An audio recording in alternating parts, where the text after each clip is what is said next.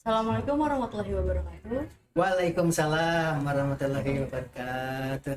Perkenalkan, nama saya Ratu Nafi Fawak dan ini dengan Pak Ustadz. Jadi Abdul Goni. Iya, silahkan Pak Ustadz. Barangkali Barangkali. di Abdul Goni.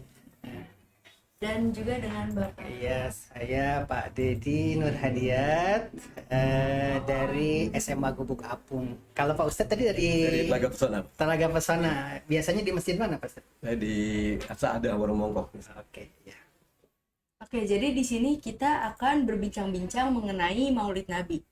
Ada beberapa pertanyaan yang akan saya berikan kepada Bapak Ustadz maupun Bapak Dedi. Dimulai dari pertanyaan yang pertama ya, ini ditujukan kepada Pak Ustadz dulu. Yang pertama, awal mula Maulid Nabi bagaimana sih Pak sejarahnya? Iya. Sebelum dilanjut, mic-nya kayaknya nggak kedengaran deh, diangkat ke sini. Nah, ke adik gitu. Kalau Pak Ustadz mendengar, Pak Ustadz mah udah bagus. Silakan Pak Ustadz. Pertanyaannya tadi apa? Iya. Awal mula Maulid Nabi. Awal mula Maulid Nabi. Iya, iya. Assalamualaikum warahmatullahi wabarakatuh. Waalaikumsalam. Perkenalkan saya Ustadz Ahyadi Abdul Goni, tinggal di Telaga Pesona.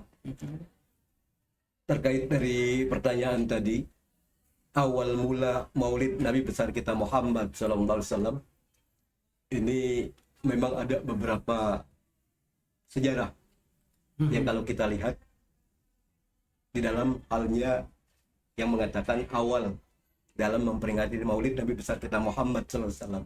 Sallallahu alaihi wasallam. Yang pertama itu pada saat terjadinya peperangan, khususnya pada saat itu perang salib, tatkala kaum muslimin dengan mereka orang-orang Nasrani. Nah, akhirnya di situ banyak kekalahan, ada kekalahan yang diderita oleh kaum muslimin Pada saat itu. pada saat itu. Nah, di bawah kepemimpinan Salahuddin Al-Ayyubi pada saat itu, beliau menggagas. Jadi di tengah-tengah kekalahan kaum muslimin, ini ternyata begitu dievaluasi dalam keadaan kaum muslimin terpecah belah. Oh, masalahnya karena terpecah belah maka Iya. kalah. Iya. Hmm. Nah, dengan halnya demikian, jadi Salahuddin Al-Ayyubi bagaimana mempersatukan umat Islam agar mereka bersatu dan mereka menjadi umat yang kuat. Nah, makanya diadakan suatu wadah yang namanya Maulid Nabi besar kita Muhammad. Jadi Maulid Nabi itu untuk mempersatukan katanya deh. Gitu, intinya mempersatukan biar bersatu karena berdasarkan pengalaman di perang salib itu ya. Iya. Gitu Pak Kiai. Iya. Silahkan pertanyaan berikutnya deh. Selanjutnya ini untuk Pak Dedi ya. Oh, Bapak juga dapat pertanyaan. Dong, pasti. Iya deh, coba mainnya ke sini tarik ini biar Pak Ustadz juga dengerin. Iya.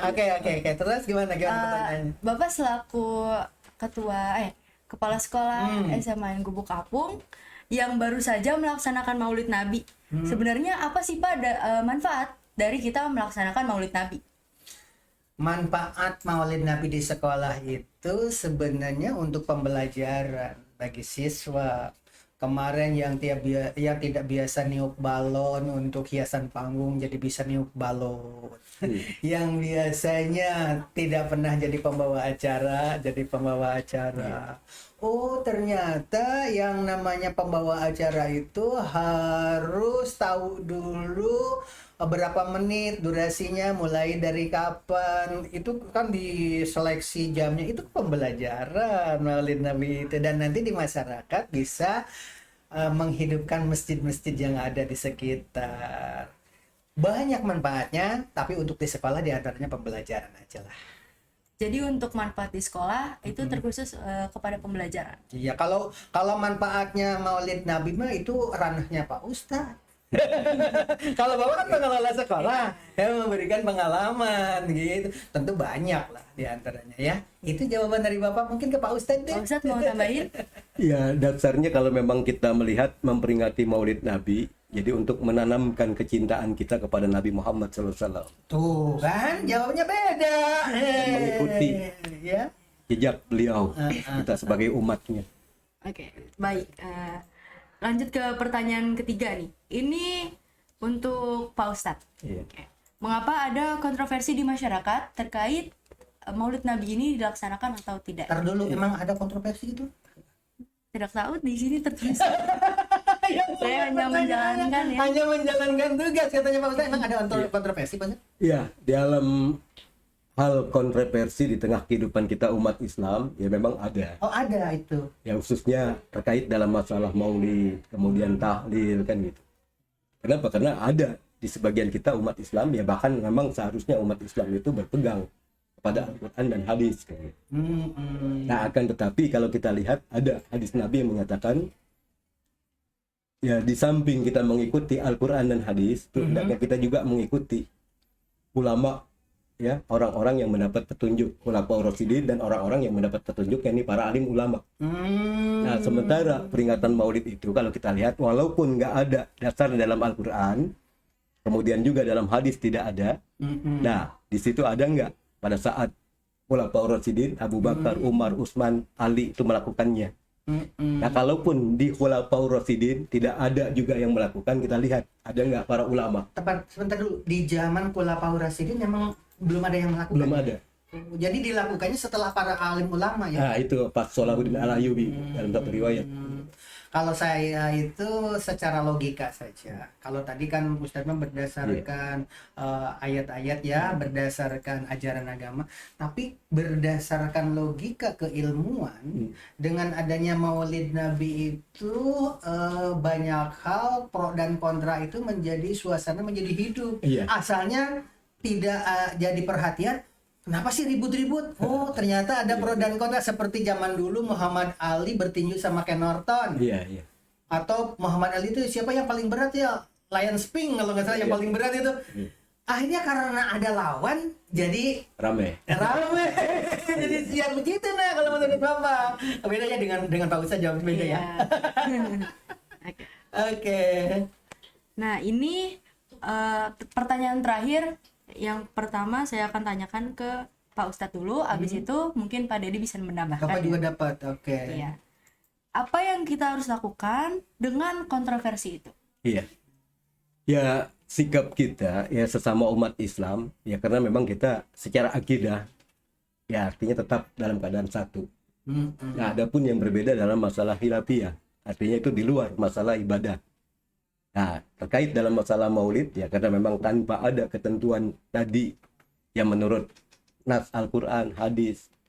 Nah, kemudian kita juga kalau memang melihat ada yang mengadakan, nah dia misalnya berpegang dengan para ulama. Nah, itu artinya ya bagi kita tinggal pilih mana kita mengikutinya kan gitu. Kenapa ya, dasarnya kalaupun kita mau maulid atau tidak nggak jadi masalah. Ya artinya tatkala kita melihat orang yang tidak maulid, ya kita jangan memaksakan dia harus melakukan maulid kan ya. Tidak wajib. Nggak wajib kan dasarnya. Tapi paling tidak dengan adanya maulid, sekolah di kampung ini nanti dapat masjid ya. Iya. Mudah-mudahan jadi sarana. Mudah-mudahan Kita nanti sarana. yang nonton YouTube ini nanti akan lihat masjidnya berbentuk gubuk apung ya Pak Ustadz ya. Iya. Mudah-mudahan ini adalah hikmah dari maulid. Iya, sarana tadi kan. Sarana. Sarana itu. Oke. Mungkin Pak Dedi mau menambahkan. Oh, Bapak juga harus nambahan ya? Iya. Apa tadi pertanyaannya lupa? Pertanyaannya itu apa yang harus kita lakukan dengan kontroversi itu? Perbedaan pendapat itu adalah hikmah kalau menurut Bapak itu. Kalau tidak ada beda pendapat, itu tidak seru. Apalagi besok kita mau ada pencalonan presiden. Ya kan lagi rame nih yo, dari PDI rame, dari Golkar rame, kan jadi hidup suasana. Itulah suasana demokrasi. Coba kalau bulat-bulat aja tidak ada beda pendapat seperti itu. Ya jadi itulah ciri-ciri negara demokrasi, memang harus beda pendapat, tetapi harus dalam kerangka tadi tidak gontok-gontokan sampai menghalalkan semua cara. Harus di dalam akidah Islam. Aturannya ada gitu loh. Ada adab kesopanan, jangan sampai kiai demo, kiai yang demo dikasih gas air mata, kan tidak etis gitu. Namanya kiai pasti demonya juga simpatik lah. Nah, itu diantaranya. Jadi beda pendapat tuh boleh beda pendapat itu, tetapi kembalikan kepada hukum negara kita. Kalau kita itu kan negara Pancasila sudah disepakati ya, kita tunduk pada aturan-aturan yang ada. Dan sudah banyak contoh kan walaupun orang benar juga masuk penjara, ternyata itu hadiah dari Allah masuk penjara itu. Akhirnya banyak orang-orang di penjara menjadi mualaf, orang-orang di penjara itu yang tadinya tidak sholat menjadi sholat, gitu kan? Iya. Dan kiainya juga ketika ada masalah dia nerima apa adanya, memang saya melakukan hal-hal yang agak sedikit bertentangan dan harus dihukum, model begitu. Nerima beda pendapat itu, tidak, kenapa saya dihukum, saya harus melawan, enggak. Jadi beda pendapat itu selagi memang itu berdasarkan kesepakatan negara Indonesia, ikuti aturan itu. Dan setelah ingat Presiden Soekarno pada saat itu dengan Buya Hamka masuk penjara loh. Tanpa Tapi pengadilan. ketika Bung Karno meninggal, apa? Ingin Iya, disolatkan disolatkan sama sama Buya Hamka, dan Buya Hamka menyolatkan Bung Karno. Itulah nikmatnya negara Pancasila ya. Hadirin sekalian yang ada di rumah, jadi kalau sekarang itu lagi rame, kayaknya Indonesia itu rame mulu gitu kan, sudah dicontohkan zaman Bung Karno dengan Pak Buya Hamka. Demikian ya. Baiklah teman-teman sekalian, itulah uraian pertanyaan dari jawaban Pak Ustadz dan Pak Dedi seputar Maulid Nabi dan kontroversi.